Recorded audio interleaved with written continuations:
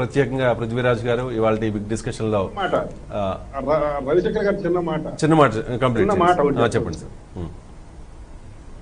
Janasena party పెట్టిందే మార్పు కోసం. అవునండి, మనుషుల్లో కూడా మార్పు రావాలి.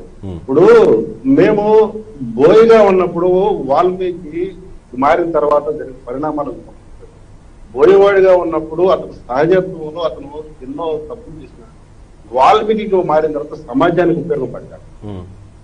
మేము కావాలనుకుంటుంది ఏంటంటే సమాజంలో మార్పు, వ్యక్తుల్లో మార్పు, రాజకీయాల్లో కూడా మార్పు, గౌరవప్రదమైన మర్యాదపూర్వకమైన ఆరోగ్యవంతమైన రాజకీయాలు రావాలి, డబ్బు ప్రభావం లేని రాజకీయాలు రావాలనుకుంటున్నాం. దానికి అందరూ సహకరించాలి. ఇంత కృష్ణరాజు గారు చెప్పినట్టుగా మేధావులు మౌనంగా ఉంటే రాజకీయం ఇంకా కలుషితం అవుతుంది. కాబట్టి ప్రతి వాళ్ళు కూడా గడమెత్తాలి. అది వారి వారి స్థాయిలో గడమెత్తాలి. అది రాజకీయ పార్టీలో చేస్తారా, రాజకీయ పార్టీలు చేరకుండా చేస్తారా, వారి వారి వ్యక్తిగత విషయాలు. అయితే మెగా కుటుంబం బట్టి ఎప్పుడు కూడా ఎవరిని కూడాను వ్యతిరేక భావంతో చూడదు, మమ్మల్ని వ్యతిరేకించినా కూడా ఎవరిని వ్యతిరేకంగా చూడదు. ఇది చెప్తున్నాను. పృథ్వీరాజు గారికి అయితే నా సలహా ఏంటంటే, అంటే టైంలో కట్టలేదు, మీరు మీ బంధం మీరు కొనసాగిస్తూ, ఎందుకంటే మీరులో రియలైజేషన్ అనేది కనపడుతుంది కాబట్టి మీరు మా గురించి పొగడక్కర్లా, ఎదుటివాడిని విమర్శించక్కర్లా, కానీ సమాజంలో జరుగుతున్న కుళ్ళు వాటి మీద మీ స్థాయిలో మీరు స్పందించండి. అది స్పందన లేకపోవడం వల్ల సమాజం ఈరోజు చచ్చుబడిపోతుంది. మీరు ఆ దిశగా మీరు అడుగులు వేయండి.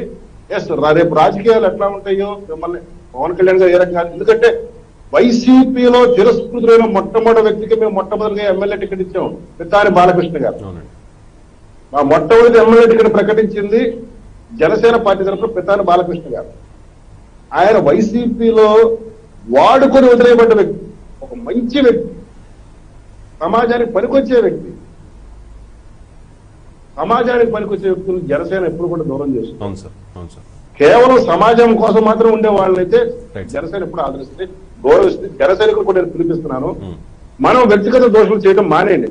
మనం ఇక్కడి నుంచి మన యొక్క పార్టీ భావజాలం, ప్రచారం, సిద్ధాంతాలు ప్రజలకు తీసుకెళ్ళే ప్రయత్నం చేయండి. వ్యక్తులు ట్రోల్ చేయడం మానేయండి, సిద్ధాంతపరంగా మాట్లాడండి.